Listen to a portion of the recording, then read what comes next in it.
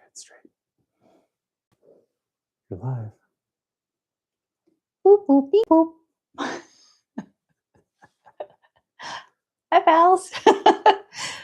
Wearing my BB-8 hat today. Thought with all the things going on at Star Wars that I would, or at Disneyland and the Star Wars land, that I would get started with my BB-8 hat and my BB-8 impression. Here it is. This is BB-8 giving a thumbs up.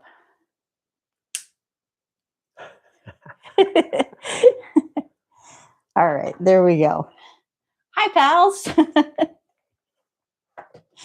Welcome to day 47.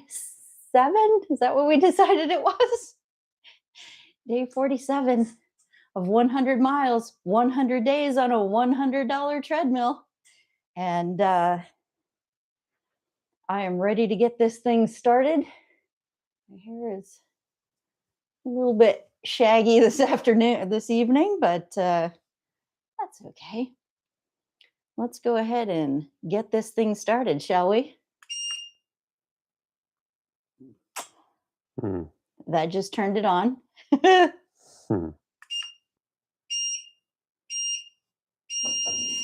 Come on, everybody. Here we go. Hey, Mom.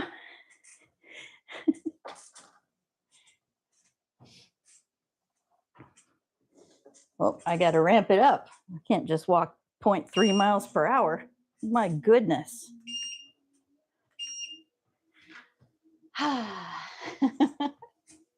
Yes, I had BB-8. Guess I should have left him on a little bit longer for everybody, but there he is.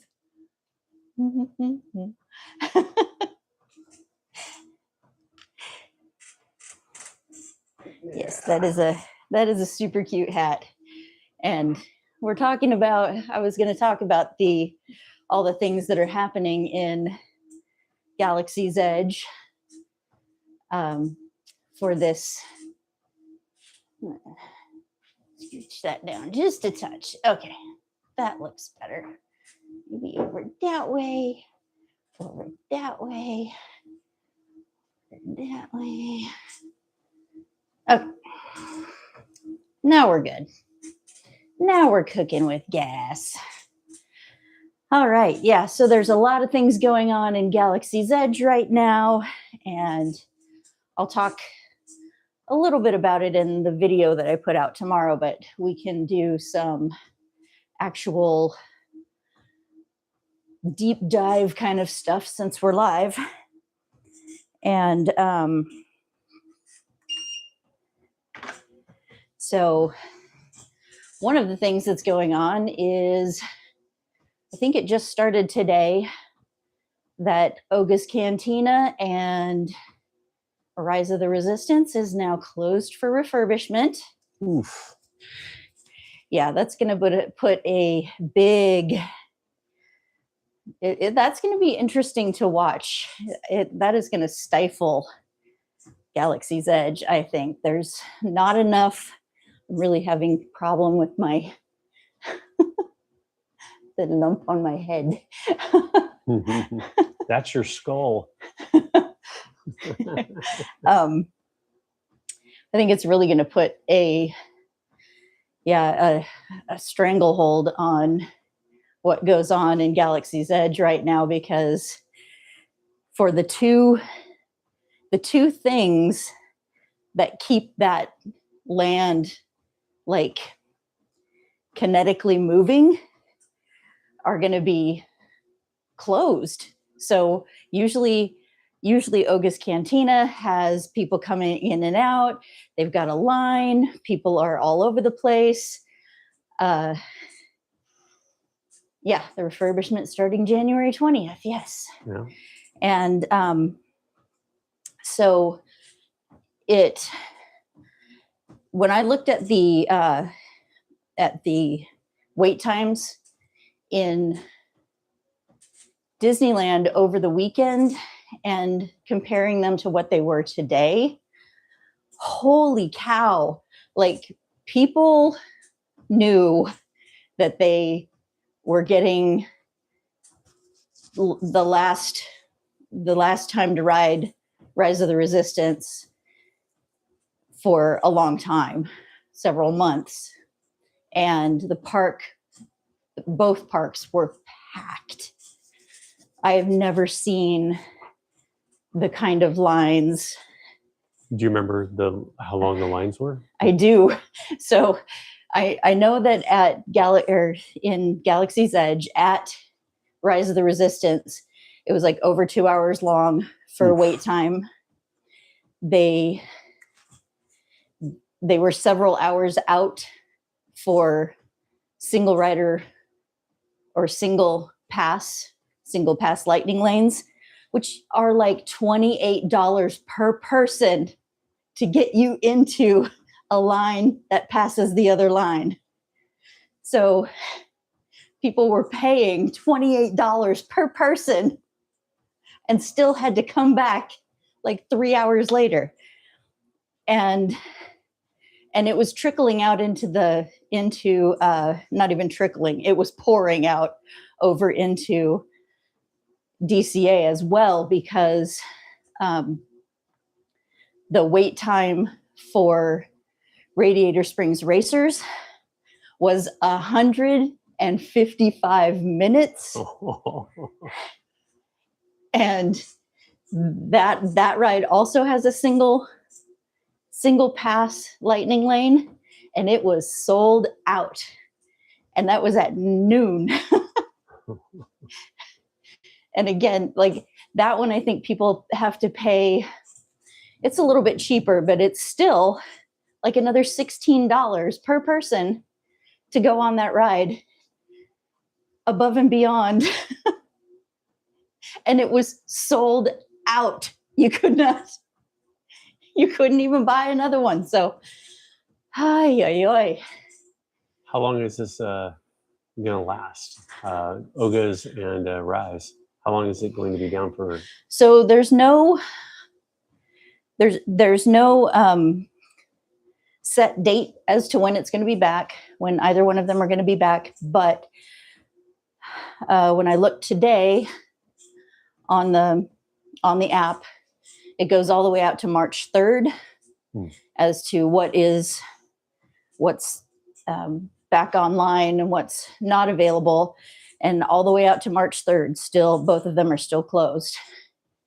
So these are long-term refurbishments. So, we talked last time about how Rise of the Resistance is going to be building some infrastructure inside. And so that's why it's going to take a while, is because they have to actually go in there and kind of retrofit these builds. And Oga's, I believe, is kind of the same thing. It's like they're updating the kitchen and doing some. Yes, somebody has a question. Question from the audience. Yes. Will Oga's finally allow androids? I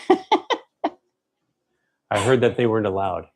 That's not Oga's. That's Mos Eisley Cantina that doesn't want droids.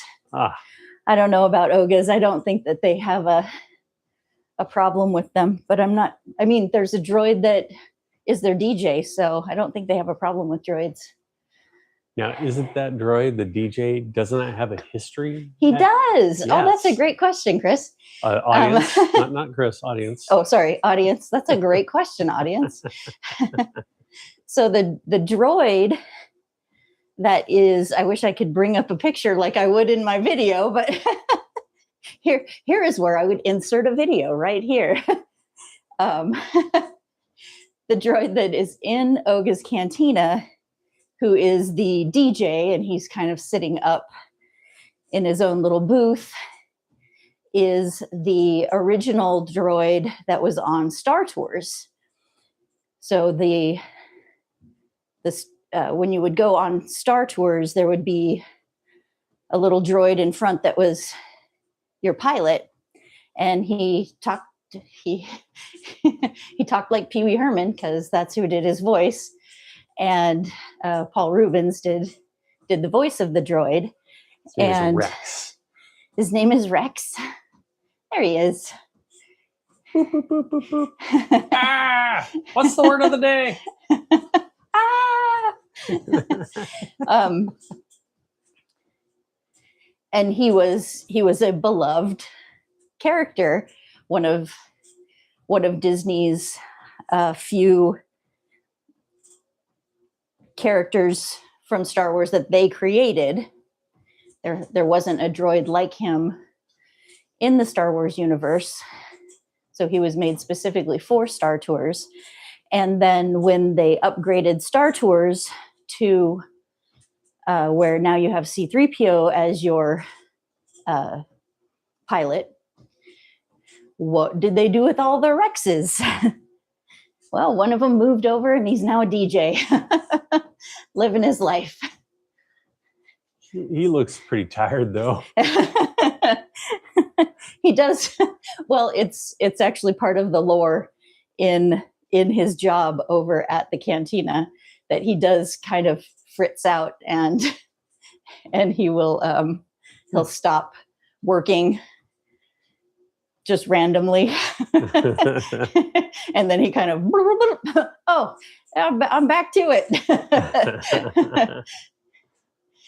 So those are those little Easter eggs that you can find if you look for them in the parks, and he's a fun one. Yeah, I don't think he still has the same Paul Rubens kind of voice. But I don't remember. We weren't sitting close enough to him the last time we were in Oga's Cantina, so It's loud. It's very loud in there. And we hadn't been in there since they took it off of reservations, yeah. Mm-hmm. But coming back to what I talked about last time, and when I was thinking that everything would be opened back up by the 28th of April, because that's when the first Star Wars night happens at Disneyland. So there's 4 nights, April 28th, April 30th, May 4th, and May the 6th, that are special ticketed events for Star Wars night at Disneyland. What's leading me to believe that all of that will be open for that is kind of being reinforced by some news that came out this week about Disney adding the original trilogy characters to Galaxy's Edge. So when Galaxy's Edge first opened, it was meant to be an encapsulated world in itself that exists in the Star Wars universe, but does not exist in any of the movies. So they had their own storylines, their own characters, a lot of different things built in and around what they had built there. So yes, the Millennium Falcon is there, but Chewie is the one that's driving it, or he's there to be your co-pilot when you're on the Millennium Falcon ride. So it's more about that the ship is there, and the Han Solo isn't there anymore. And they kind of had all these characters that they tried to build storylines around, and people just didn't quite get it. Like Hondo, right? Like Hondo. Yeah. Hondo is, he is the smuggler that when you go into Smuggler's Run on that ride, he's the one that's giving you the mission. Hondo gives you the mission. And he's a really cool character. It's a very cool animatronic. He's very flowing. Like the first time that we went after, so let me back up. So Galaxy's Edge opened in December of 2019. And by May of 2020, March of 2020, Disneyland was closed down with the pandemic. So Galaxy's Edge had a very short window of time that it was open to the public. So when Chris and I went with my bestie and her guy, we were basically like the first wave of people coming back in to Galaxy's Edge after the pandemic. And so even though it was 3 years old, we were experiencing it with people for the first time. And so it was, when we saw that character, I remember just being, dude. my mind was blown because he looked like he was real. Yeah. And we went through like a second time even, and Chris was like, that actor, he's really great. And I was like, I don't think he's an actor. I think he's a machine. And all the animatronics that they made for Rise of the Resistance was the same way. Just, they have such natural movements with their hands and their arms that you don't even see the fact that they're not moving their fingers. They're just moving their hands. And yeah, it's pretty great stuff. I don't know where I was going with that. Oh, just characters that Disney built for. Oh, characters that Disney built for the world. Mm-hmm. Yeah. So in bringing in these the characters from the original trilogy, what they're going to do is bring in Han Solo, Princess Leia, Luke, Darth Vader, and because it's what people have been asking for, because people who don't know the Star Wars universe maybe as inside and out as some of us nerds, they know the basic characters, and they want to see those. Not that the characters are basic, but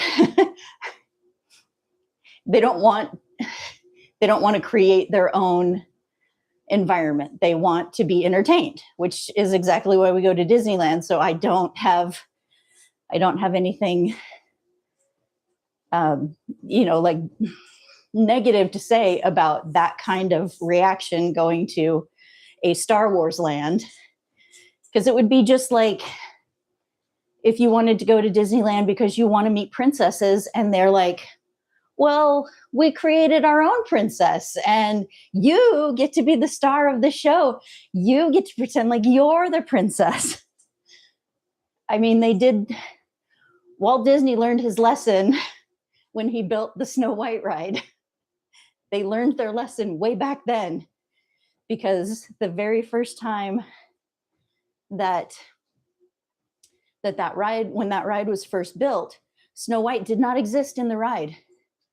It was supposed to be that you, in your car, going through this ride, you were Snow White, and it was from your point of view, and nobody got it. So they should have learned their lesson from way back then. But I digress. Weren't they offering apples and no one would take them? They're poison. Don't take them. When will this microdose hit? Oh, jeez. I don't feel so good. Sorry, continue on. I can't now.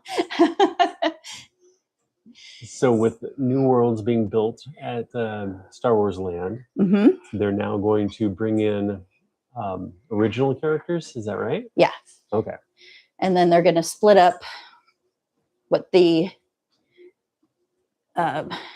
press release kind of thing, I guess, said, is that they're going to split it up so that the area that has the Millennium Falcon, like right around the spires, is going to be where the old school characters come out.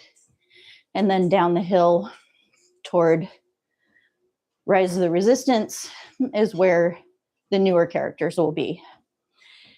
And I think it's great because in a galaxy far, far away, long, long time ago, we don't, the average consumer of Star Wars isn't going to, I think, get up in arms that Kylo Ren and Darth Vader don't exist at the same time.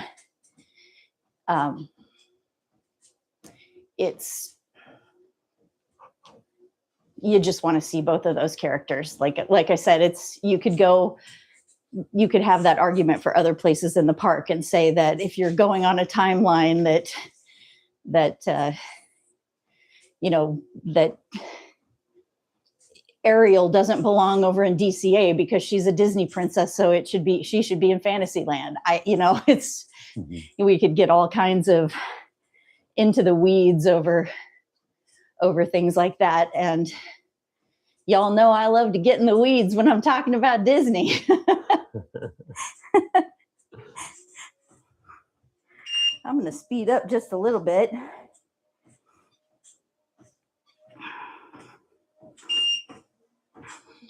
Ludicrous speed. They've gone plaid. So does anyone have any questions for me tonight? Or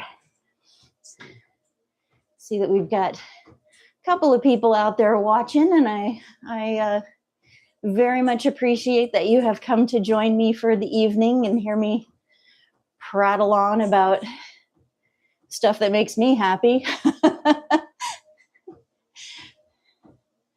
I know that my mom and Paul just got back from a trip to Sonora, so I hope that was a good one for you guys.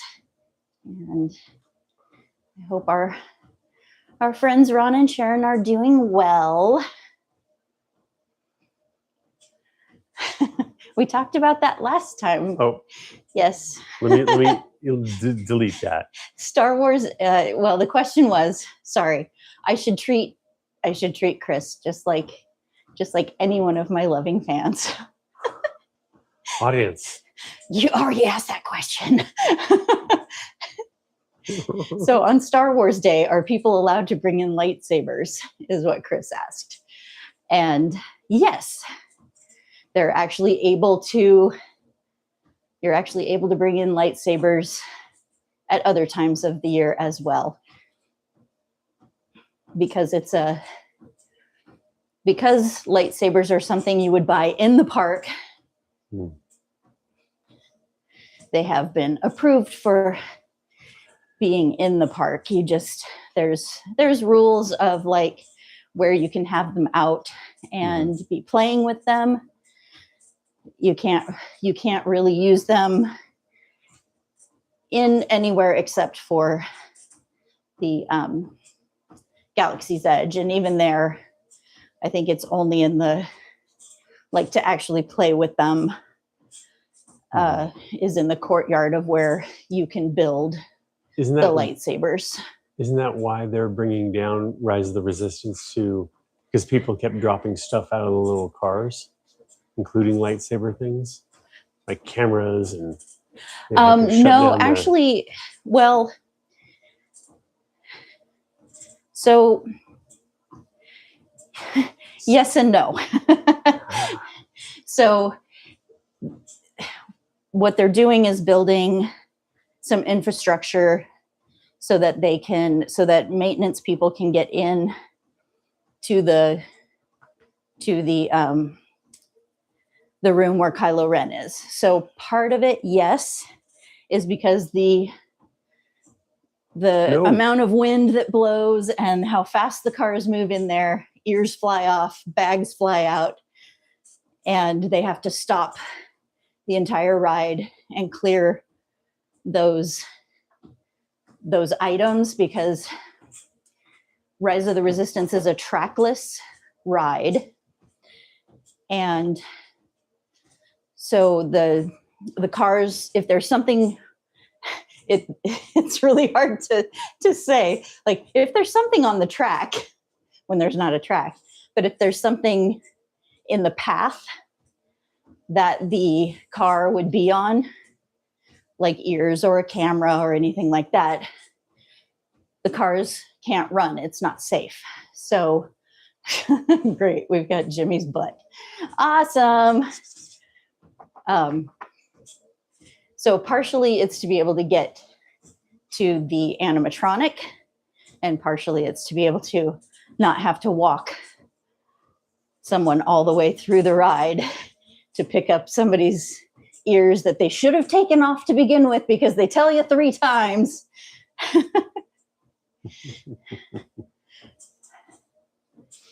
To go and pick those up. Yeah. It is actually something that I noticed when we rode Rise of the Resistance that first time we were there right after the pandemic. Like that room, the amount of wind and how fast the cars moved was way more than it is now. Like it was shocking. And it was the same with Runaway Railway. There's a point where it's a trackless ride, and there's a point where you go into a room and there's a tornado happening, and the amount of wind that was happening in that room, I nearly lost ears that were like clipped to my head and bobby pinned on, and my hair was a mess. Let me read some of these comments here. Watched last week's live feed and was tickled to hear you talk about Spin and Marty. Yes. And that Grace and I would straddle the railing on her back porch as horses, and one of us would be Spin and the other would be Marty. Yes, that's when Chris and I watched Spin and Marty during the pandemic. Mm-hmm. When, oh man, do you guys remember? Like, just, it would be anything new that came out. And it didn't even have to be new. And that's when Disney released so many old movies, and we were so excited because they released the whole, I guess it wasn't all of them, but they released a bunch of old Mickey Mouse clubs. And we were like, yes, something new to watch, something we haven't seen 14 times. Do you want to watch Star Wars again? I don't know, man. The original or...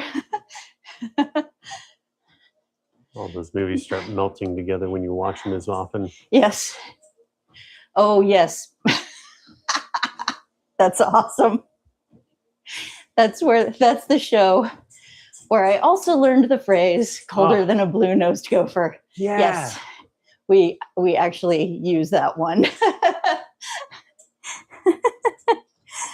That the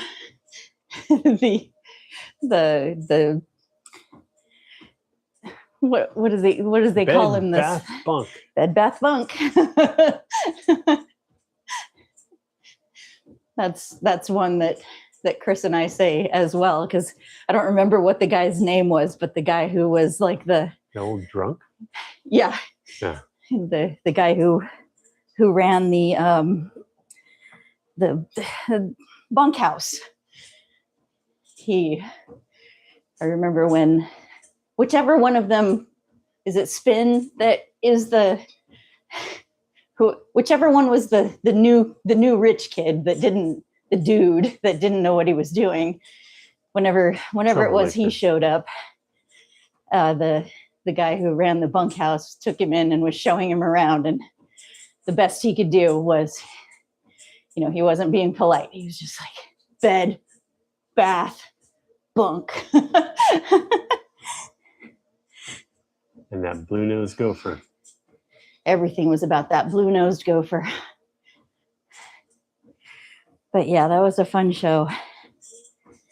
Yeah.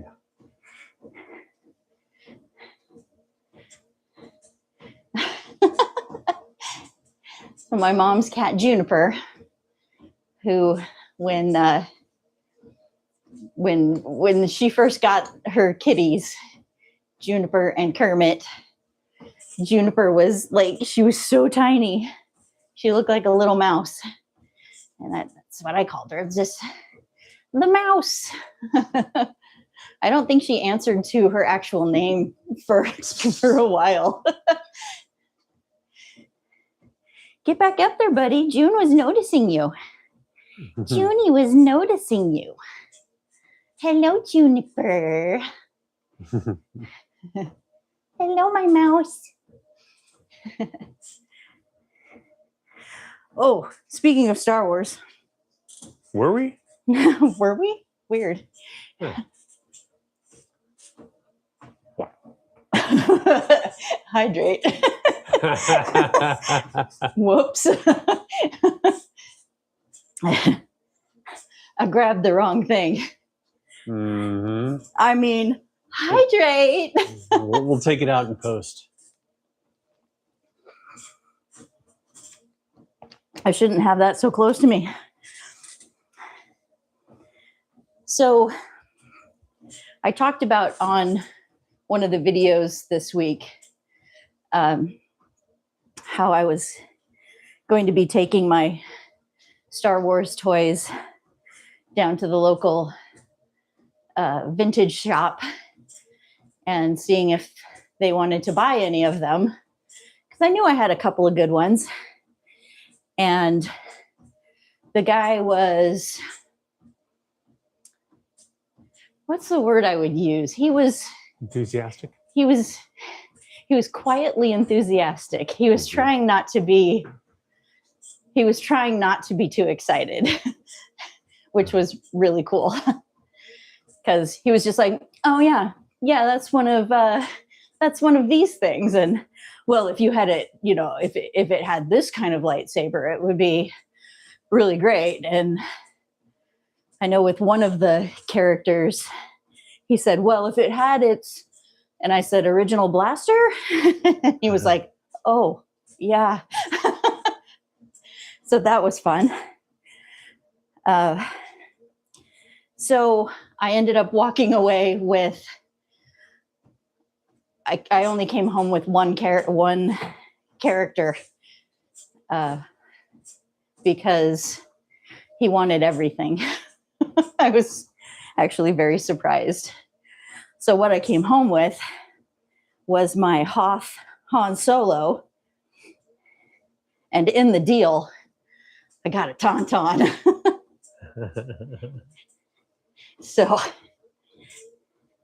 So my Hoth Han Solo, there's this little trap door. I don't want to lose his gun. There's this little trap door in the back of the Tauntaun that the character goes down inside. See if I can. Whoop, don't lose your gun. Don't lose your gun. Nope. Okay. Just don't want to drop it on the treadmill and lose my life. So you can see how that little door goes in. And then the character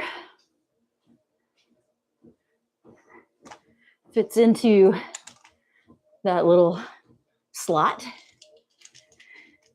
You push him down in.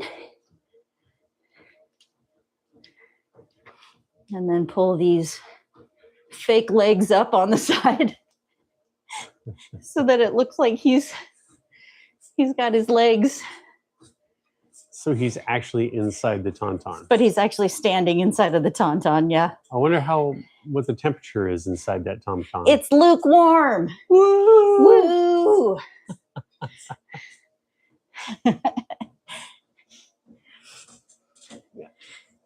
So I was pretty excited to be able to get that we were negotiating a price, and he came up with a price that he said, you know, I think if I give you this much, it's not insulting to you, and I can still make a little bit of money off of it on my side.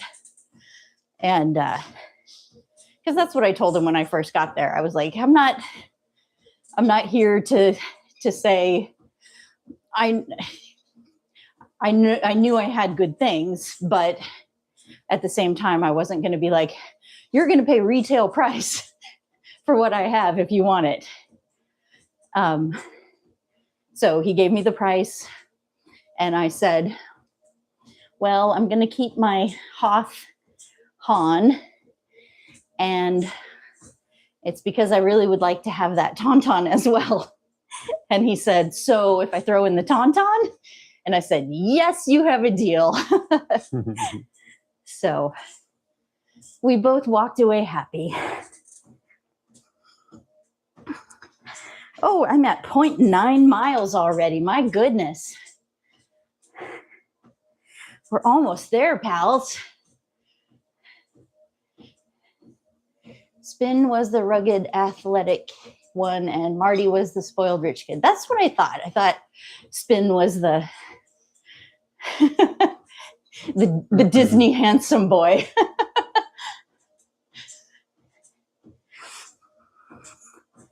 But yeah, what a fun show. Still, when Chris and I started into watching it, I thought, I wonder if this is just going to be so cringy, or if it is actually going to hold up a little bit. And I mean, parts of it were a little cringy, but what are you going to do? It was made in the 50s. And, but so much of it was just pure Disney joy, magic.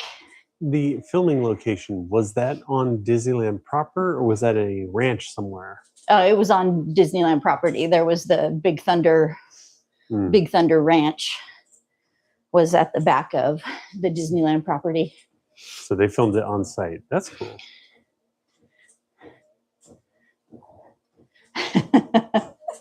Mom says she thinks that she always wanted to be Spin. I know I was not the least interested in being Annette ever.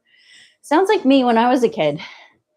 I remember my friend Charity and I would play Batman and Robin, and she always wanted to be Catwoman, and I just wanted to be Robin. I don't know why.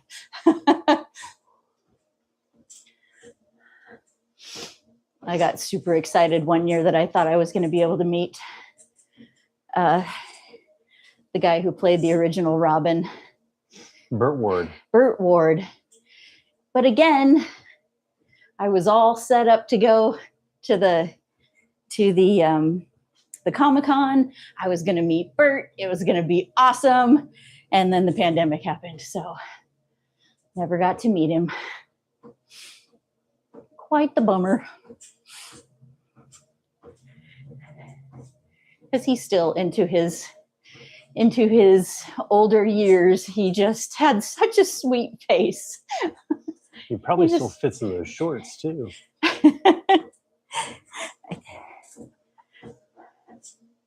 98. Oh, can you get the camera for me? So I don't have to try and fall off of this. We're almost there, guys. I don't even feel like I walked that fast this time. We're at 0.99. Oh, this is good that I can see it on the TV now, because now I know I have it at least sort of in frame. Here it goes. Big 1-0. Yay, 1 mile. Good job, pals. Do you mind putting that back up for me? Thank you. My lovely assistant, Chris. Audience.